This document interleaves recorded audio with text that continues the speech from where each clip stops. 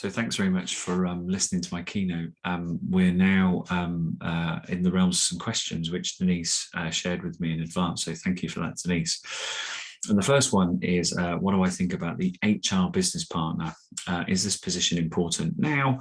And is there any change for this position in the future? I think it is a crucial role.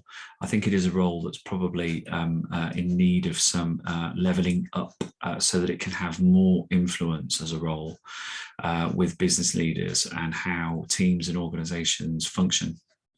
So I think it's been responsive to business need. I think it's been helpful to connect the machinery and the processes and products of HR to operational units. But I think it's got a chance to become more influential, and I see that in the future. And the influence, I think, comes from intelligence, and that means intelligence about people, behavioral science, and how you get the best out of teams, how you craft and create the best culture for performance, how you look after people. So a much more balanced perspective. And I think that leads to operational success, but also to a duty of care for people. So intelligence about that to business leaders is, I think, crucial. But then also intelligence back into HR about the needs of operational challenges where HR's products and services perhaps aren't quite delivering what's needed, so they can shape future interventions and programs and support. So I think they become much more strategic, and I think that's always been the intention, but it hasn't been the reality. And so I think business partners' roles will become even more critical as an intelligence conduit, but also as a provocateur and as an agent for change that can stimulate business leaders into making more effective decisions and looking after their teams and people to perform really, really well consistently and sustainably, whilst looking after people, developing them and deploying them sensibly to the need. The second question was, how many people should be in charge of HR for a company with, say, 50 people, like a startup? What job or tasks should they do? Is it including employee experience?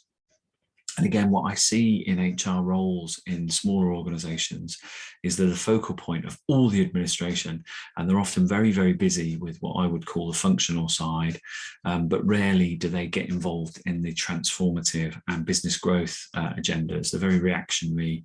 So I think the role is about employee experience. It is about listening and tuning into what people need.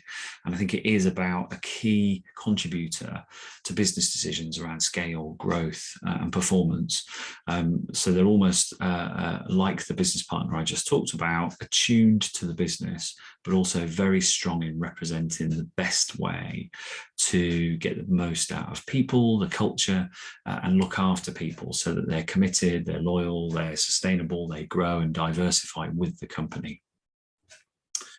Can I help with some small tips for companies with employee experience? Yeah, in the model I talked about in the keynote, this state of flourishing, I think there is a connection between people who feel really committed and fulfilled by their work and a high-performing organization.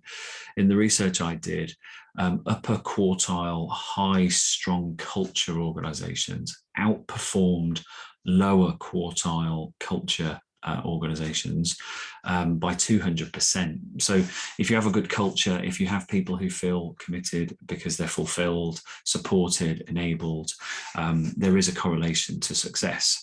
So I think the tip there is to involve people. I think the tip there is to help understand the challenges that the business has and what people can do to overcome those. Maybe not over-structure what HR does, but make it very consistent and make it very accessible and very high impact. And so really look at the value that's created by what HR does. So be very critical of yourself about recruitment campaigns, about development programs, about performance and rewards. And so I think there are some real opportunities to bring to life the best of HR aligned to business key priorities and the needs of people.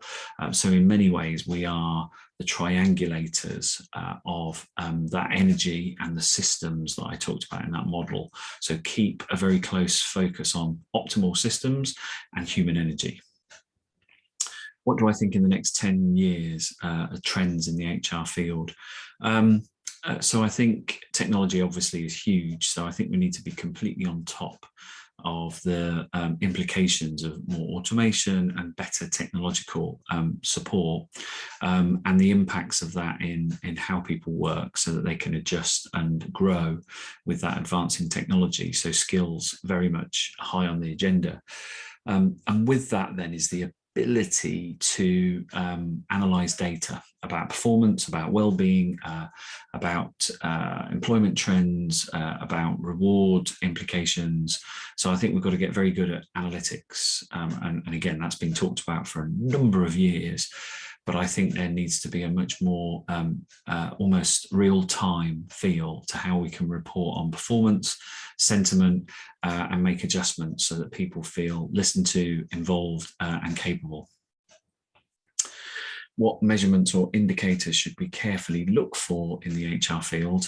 So I think it's the impact of the products and services we build and create for our business colleagues.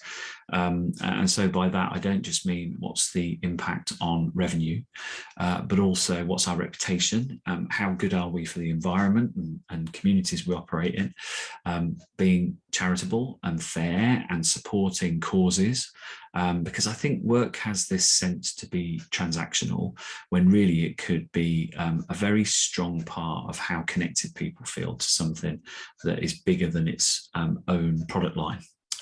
So I think those kind of indicators of how much more committed people feel about us because of those will give us a sense of commitment, performance, and adaptability. So those kind of measures and indicators, I think we need to start to understand. We need to bring into the corporate dashboard so that it isn't just profit and loss. It is about sentiment. It is about how we've spotted market opportunities, product and service improvement, and loyalty, commitment, and creativity. The next question is how to manage productivity and enhance people engagement via a hybrid workplace due to COVID-19. I think this is a crucial question for now, because people are worried that the dispersal of people from a central point to homes and other locations means the culture fragments. And to some degree, it will, because of the lack of social interaction and physical presence. However, there are ways to compensate for this. And so some of that manifests itself in the way we use technology, the way we connect to people. So I don't think it's about replicating what we did in the sort of physical world to a digital version of it. It's creating new ways to share information, to connect, to learn, and to develop a strong sense of togetherness. And so some of that can come in how we construct our meetings, how we create dialogue, how we give people space to think and just share things about how they feel rather than just the work they're doing. And one simple trick is to create pairs so that people kind of have a work partner. And by that, I mean somebody you can share your highs and lows with, bounce ideas off, get some help. So we create a connection that's perhaps even as radical as bringing two separate workloads together for two people to tackle, so they have to work together in processing that, and that just brings a sense that you're not alone, you're not isolated. And if we rotate that so that people learn more about other people's roles and jobs, we can open up a whole different dynamic of strength of understanding and support. So I think dialogue, connections, and new ways rather than existing ways digitized, I think that's the way to challenge ourselves with productivity and people engagement. So listen a lot.